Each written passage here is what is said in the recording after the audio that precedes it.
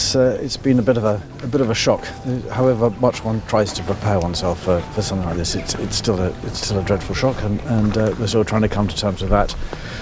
And it's very, very sad. Prince Edward's announcement about bidding farewell to Buckingham Palace has sent shockwaves across the royal circle and beyond.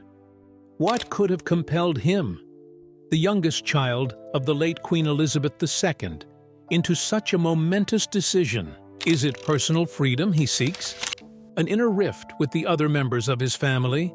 Or another step into the redefined roles of today's royalty? Join us as we explore the layers of this surprising development, exploring the motivations, implications, and what this means for the future of the House of Windsor. The announcement that shocked everyone. Prince Edward, the youngest son of Queen Elizabeth II and Prince Philip, has always stood apart from his royal siblings.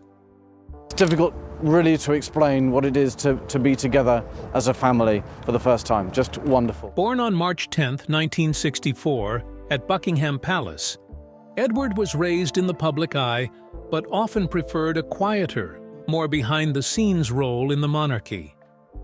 Unlike his elder brothers, King Charles III and Prince Andrew, Edward steered away from a traditional military career, choosing instead to forge a path in the arts and media. After graduating from Cambridge University with a degree in history, Edward worked briefly at the theatre company Andrew Lloyd Webber founded, before establishing his own production company, Ardent Productions, in 1993. Although his company faced criticism for its management and content, Edward's ventures highlighted his desire to carve out an independent identity. But this is where it begins to get interesting.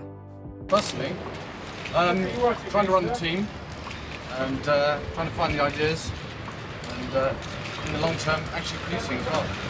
What kind of production? In 1999, he married Sophie Rhys-Jones, now the Duchess of Edinburgh. But the niceties of royal lineage were probably the last thing on their minds as they made their first public appearance as man and wife. And the couple became prominent figures in the royal family. Over the years, Edward has taken on numerous royal duties and became the Earl of Wessex, later ascending to the title of Duke of Edinburgh following his father's passing. His role within the monarchy expanded, but his understated demeanor often contrasted with the headline-grabbing actions of other royals. In a surprising move, Prince Edward recently announced his decision to step back from Buckingham Palace, signaling a shift in his royal trajectory. It's been a bit of a shock. However much one tries to prepare oneself for something like this, it's still a dreadful shock, and we're still trying to come to terms with that. And it's very, very sad. Such actions by him are not new, but they are shocking. This is because in a decision that surprised many and broke with family tradition, Prince Edward, Queen Elizabeth's youngest son, once stepped away from a future in the Royal Marines. At just 22 years old, Edward had been undergoing rigorous training in hopes of earning the prestigious Green Beret of the Royal Marines, Britain's elite military unit. However, after serving 4 challenging months of a year-long officer's training course, he chose to resign, a move that came after much personal deliberation and a tense family discussion. Buckingham Palace confirmed his decision, stating that Edward had resigned after much consideration and with significant regret, having concluded that the Marines were not the right fit for his long-term aspirations. The palace also mentioned that no announcement about his plans was imminent. Edward's resignation followed a weekend summit at the royal family's Sandringham estate in Norfolk. There, he presented his case during what was reportedly a difficult conversation involving the Queen, his father, Prince Philip, his elder brothers Prince Charles and Prince Andrew, and Princess Diana. While none of the family members were reported to have supported his choice, Edward stood firm, explaining that continuing in a career he disliked would leave him trapped. Shortly after this meeting, Edward returned to his training base at Lympstone, southwestern England, where he formally handed in his resignation and uniform to his commanding officer. So what actually happened this morning? Prince Edward came and said goodbye to his batch officers in the officers' mess, and then he went and said goodbye to the other officers in the officers' mess, and we shook him warmly by the hand, and we wished him very well, and he wished us well. Prince Philip, who holds the honorary title of Captain General of the Marines, was said to have been particularly displeased. The decision was perceived by some as a rejection of the family's strong military tradition, given that Edward's father and both of his brothers held commissions in the Royal Navy. The prince's struggle became public knowledge when London newspapers highlighted his predicament the week before the resignation. A poll conducted during that period revealed that most Britons believed Edward should be allowed to leave if that was his wish, reflecting a wave of public support for the young royal's autonomy. Why would someone walk away from a path so deeply rooted in family legacy? For Edward, the answer was clear: personal fulfillment. Reports suggested he was considering a career in theater, a passion that contrasted sharply with the rigid structure of military life. Despite the pressure and disapproval from his family, Edward chose to prioritize his happiness and aspirations over tradition. Is this a sign of weakness, as some critics suggested, or an act of courage in defying expectations? The answer lies in Edward's ability to stand firm against immense pressure and make a decision true to himself, a move that resonates with those who value authenticity over convention. This unexpected farewell has left many speculating about his motivations. Buckingham Palace, a symbol of the monarchy's enduring presence, has long been the epicenter of royal life, making Edward's departure all the more significant. Reports suggest that Edward and Sophie plan to focus on their residence at Bagshot Park, located in Surrey. Their decision comes amid broader changes within the royal family, as King Charles III continues to streamline the monarchy and redefine its role in modern Britain. Edward's departure may reflect his desire to support the king's vision, while maintaining a more personal, family-oriented lifestyle. Edward's departure from Buckingham Palace raises questions about the evolving nature of royal responsibilities and the balance between public duty and personal life. His decision follows the precedent set by other royals, such as Prince Harry and Meghan Markle, who have redefined their roles within the family. However, unlike Harry's dramatic exit, Edward's move appears to be a quiet transition rather than a break from royal life. He remains committed to his royal duties, including his involvement with the Duke of Edinburgh's award and his patronages. His departure signifies a subtle yet impactful shift, symbolizing the monarchy's efforts to adapt to contemporary expectations while respecting the individuality of its members. As Prince Edward bids farewell to Buckingham Palace, his next steps will undoubtedly determine his legacy. By focusing on family life and charitable endeavors, he continues to embody the values of dedication and service instilled by Queen Elizabeth II and Prince Philip. But one may wonder what really makes a person want to leave everything that Buckingham Palace stands for behind. The constant criticism, pressure, and lack of freedom tied to being a royal can make someone want to leave it all behind. For Prince Edward, trying to build a life outside the royal family came with endless judgment. Every mistake was blown out of proportion, and his family and the public rarely let him forget it.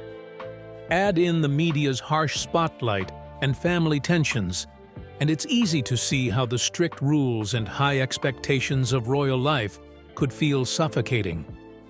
For someone wanting to live their own life, walking away from Buckingham Palace and all it stands for might feel like the only escape. Prince Edward's attempt to leave royal life and establish himself in the entertainment industry was a bold and tumultuous journey. Edward had long been captivated by the allure of show business. As he once said, he loved the razzmatazz of show business, and that it's a wonderful world of fantasy and make-believe. And really what he wanted to try to do was to find a means to be able to inspire them to get involved in all sorts of activities. But I think more importantly Edward's early forays into entertainment revealed his passion and ambition, but also met with controversy. At Cambridge, he participated in school plays and later produced the Grand Knockout Tournament in 1987, a charity event ridiculed as the single most damaging attack upon the royal family since Cromwell. His Royal Highness, the tantalizingly eligible Prince Edward, curtseying carriage. Undeterred, Edward joined Andrew Lloyd Webber's Really Useful Group and co-founded a theatrical production company in 1990. However, that venture failed within a year, accumulating £600,000 in debt. In 1993, Edward took his most daring step yet. He launched Ardent Productions, a company he claimed symbolized ambition, motivation, and strength. With dreams of producing serious arts, drama, and documentaries for British television, Edward downplayed his royal connections, insisting Ardent would avoid creating royal-themed programs. His business cards simply read, Edward Windsor, Joint Managing Director. However, the entertainment industry was skeptical. To many, Edward was just a prince playing at being a producer, and he faced considerable jealousy and scrutiny. His family also expressed doubts. Prince Philip reportedly quipped, asking, "Why doesn't Edward let the TV people get on with it?" and just turned up to accept the checks. He further stated that he was making the royal family look foolish. These misgivings seem justified as Ardent stumbled through its early years. The company's first production, Real Tennis, a documentary on an obscure aristocratic sport, drew only 8,000 viewers. Its next effort, the political satire Annie's Bar, was cancelled after one season and panned as fifth-rate. Faced with mounting criticism and financial losses, Edward pivoted. In 1996, he hosted Edward on Edward, a documentary about his great-uncle, Edward VIII. Though critics mocked it for lacking insight and originality, the program performed surprisingly well. Yet Edward's decision to lean into his royal connections invited further backlash. Journalists accused him of hypocrisy, and competitors in the industry resented the palace support Ardent received, such as exclusive footage and interviews with senior royals. But it doesn't end here, and this next detail will amaze you. Edward's challenges weren't confined to his company. His wife, Sophie, faced scandals of her own, including being duped in 2001 by a fake sheikh posing as a PR client. This, coupled with Edward's mounting controversies, led to a review of royal business dealings.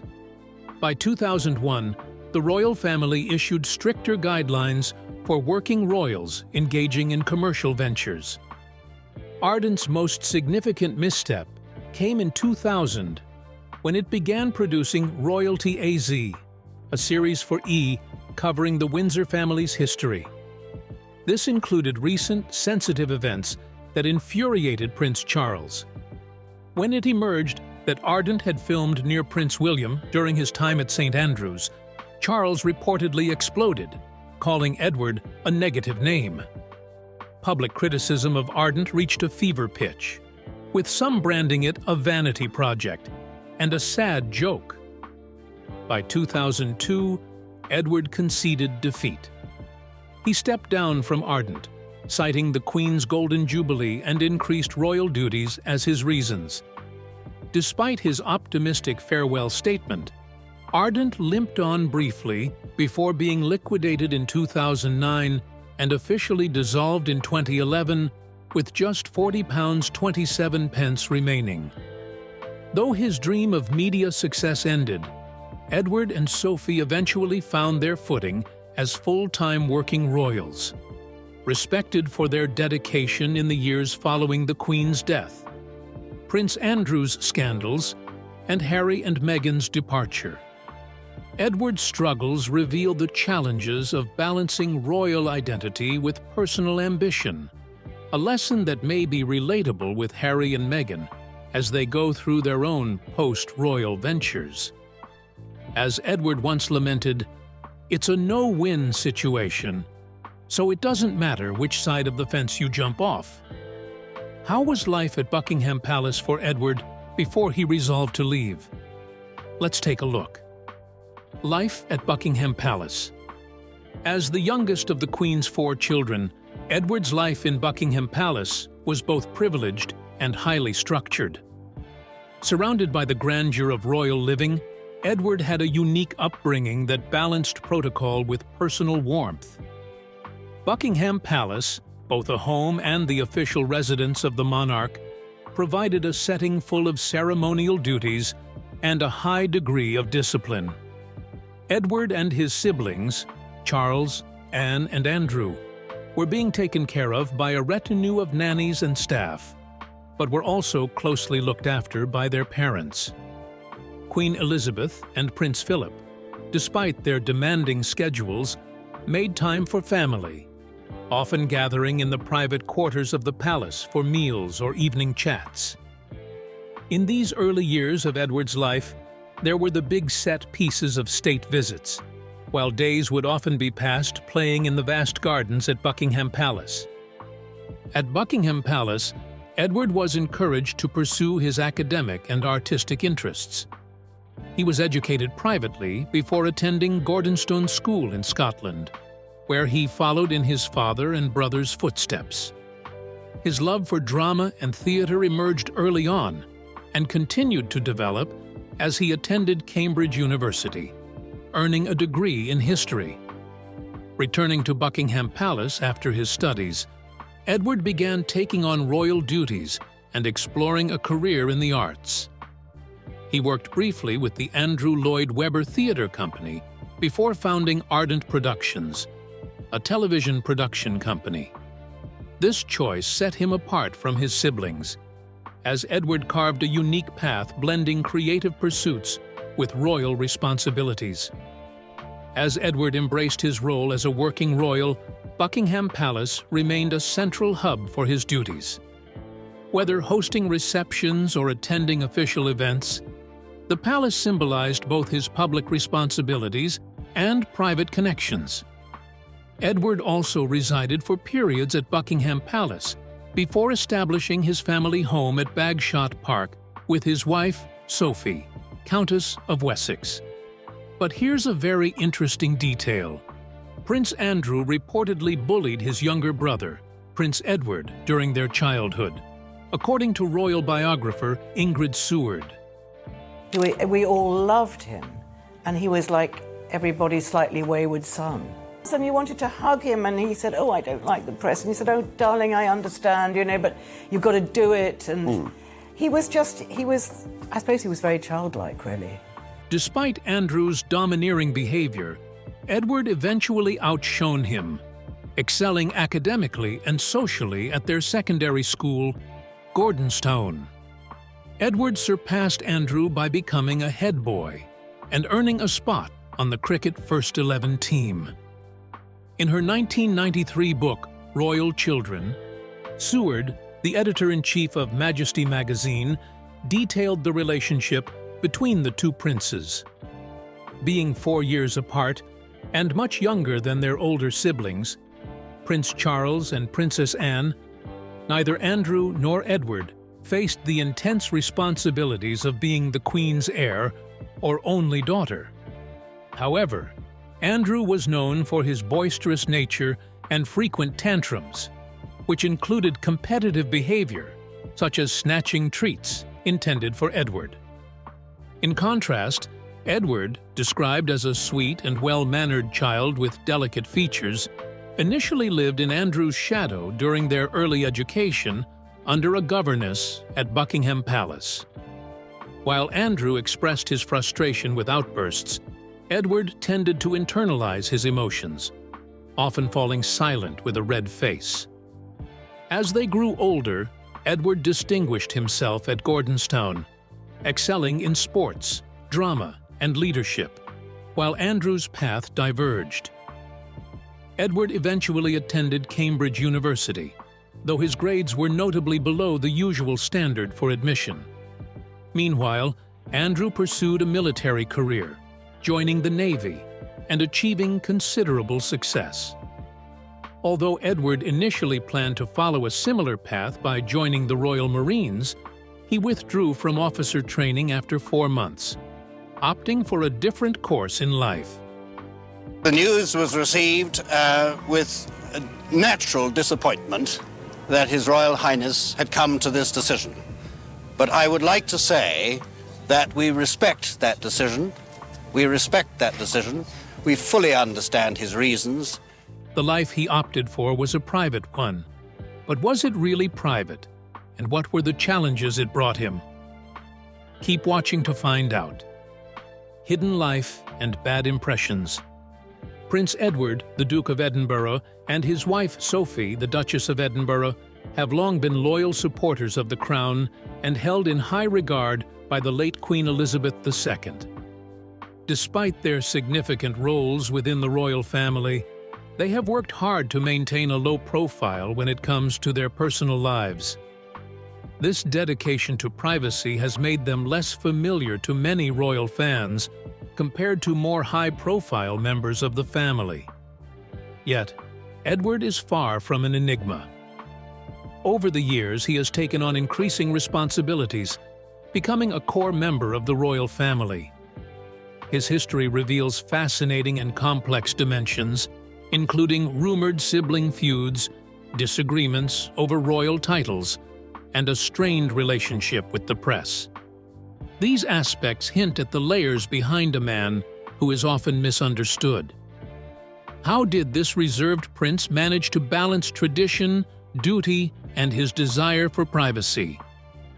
One of the most visible aspects of royal duty is public engagement. Traditionally, royals meet their loyal subjects during events, often greeting them with a handshake. This practice of mingling with the public, known as a walkabout, was popularized by Queen Elizabeth II, who wanted a more personal connection with her subjects.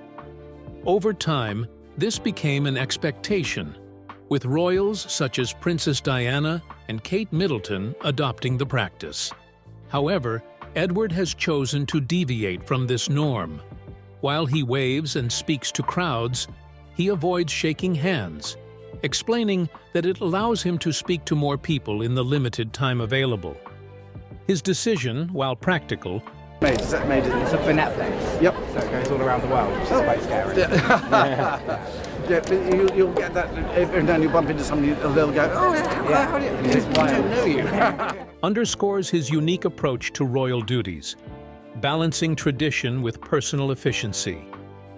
Edward's personal life, particularly his relationship with Sophie, also reveals this desire for balance and discretion. The couple's story began in 1987, when they met at Capital Radio, where Sophie was working in public relations. They reconnected years later when Sophie managed publicity for a charity tennis event Edward was organizing. Their connection grew, and they began dating secretly, away from the public eye. Despite their efforts, the press eventually discovered their relationship. In response, Edward appealed directly to the media, requesting they respect his privacy and that of Sophie, whom he wanted to protect from invasive coverage. As the relationship became public, Sophie began accompanying Edward to royal events. However, the couple resisted public pressure to rush into an engagement, taking 6 years to marry. And did you say yes immediately? I was slightly stunned for a minute, and then I suddenly realised I should actually answer the question, so then I said yes. I said yes, please. Edward, having witnessed the turbulent relationships of his older siblings, was determined to avoid their mistakes. This cautious approach demonstrated his commitment to building a stable foundation for their future together. In his early years, Edward's attempts to shield his private life sometimes backfired. His rare television interview about his relationship with Sophie, meant to calm public speculation, left some with a negative impression. His strong words about wanting privacy were interpreted by some as arrogance. At one point, he bluntly told reporters to mind their own business regarding his decision to propose.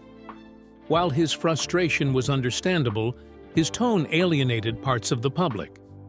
After receiving their new titles as the Duke and Duchess of Edinburgh, Prince Edward and his wife Sophie made their first public appearance on March 10, 2023.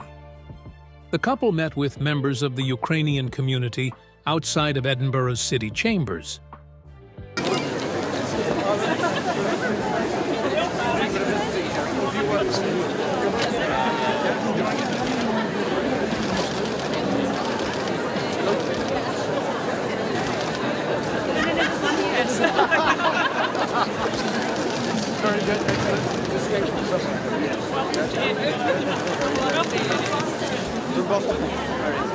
While their graceful step into their new roles delighted royal fans, it also sparked concerns about Prince Edward's health. But that's not all. Observers noticed that Edward appeared noticeably thinner, leading some to worry that he might be unwell. OhMyMag, via MSN News, cited a Twitter user who asked, "Is the Earl of Wessex ill? He has suddenly lost so much weight." Others agreed, pointing out his increasingly slim appearance. Speculation ranged from illness to the effects of stress or grief, given Edward had lost both his parents in a short span. Despite the public concern, no official sources have indicated that Edward is unwell. The German publication Bunte reported that Buckingham Palace assured them, "Everything is fine, Prince Edward is fine," though no concrete proof of this statement was provided. Prince Edward was granted the title of Duke of Edinburgh by King Charles for his 59th birthday in March 2023. King Charles has named his youngest brother, Prince Edward, the Duke of Edinburgh, a title held, of course, by his late father, Prince Philip, for more than 70 years. It had been the late Prince's wish for Prince Edward to be granted the dukedom after his death. Previously, Edward held the title of Earl of Wessex. The Duke of Edinburgh title, held by their late father, Prince Philip, for over 70 years, carried significant emotional weight. Many had anticipated Edward would inherit it, as Queen Elizabeth had reportedly promised the title to him before her passing. However, the process wasn't straightforward. King Charles initially considered saving the title for his granddaughter, Princess Charlotte, as part of his vision to modernize and slim down the monarchy. This decision reportedly hurt Edward, who has been a loyal supporter of Charles, especially during controversies involving their brother, Prince Andrew. Ultimately, Charles decided to honor his younger brother, but some sources speculate that he may have arranged for the title to revert to the crown after Edward's death, rather than passing it to Edward's son, James, now Earl of Wessex. Interestingly, Edward's earlier title choice reflected his personal preferences. On his wedding day in 1999, rather than receiving a dukedom, Edward requested to be named Earl of Wessex. According to The Mirror, Edward was inspired by the character Lord Wessex in the film Shakespeare in Love and asked the Queen for this unique title. The Queen obliged, and Edward became the first of her sons not to hold a dukedom at that time. After their marriage, Edward and Sophie initially pursued private careers alongside their royal duties. However, by 2002, they transitioned to full-time royal roles during the Queen's Golden Jubilee year. Over the years, Sophie focused her efforts on supporting programs for women and children, while Edward championed the arts through his royal patronages. Now, as the Duke and Duchess of Edinburgh, Edward and Sophie have taken on even greater responsibilities. Their work shows the legacy of Prince Philip, as Edward follows in his father's footsteps, while continuing to carve out his unique path in royal service. Over time, however, perceptions of Edward and Sophie have softened. Their dedication to their royal duties, coupled with their enduring marriage, has earned them respect and admiration. You want to say hello, boy? I'll be there as well. Beautiful corgi. Fuzzy brown nose. Harry, do you want to show your brown nose? Oh, wow. That's amazing. Coming along, yours is... Their story reveals a man striving to reconcile his public responsibilities with his private values. In hindsight, was the fierce defense of his personal life a misstep or a necessary stand for his principles? Perhaps it was both, showing the complexity of a life lived under constant public view. Would you leave everything behind if you were in Prince Edward's shoes to find your own path in life? Kindly share your answers, thoughts, and opinions in the comment section. If you enjoyed the video, make sure you like, share, and subscribe to this channel to enjoy more videos like this. Also, click the next video shown on your screen. You will enjoy it.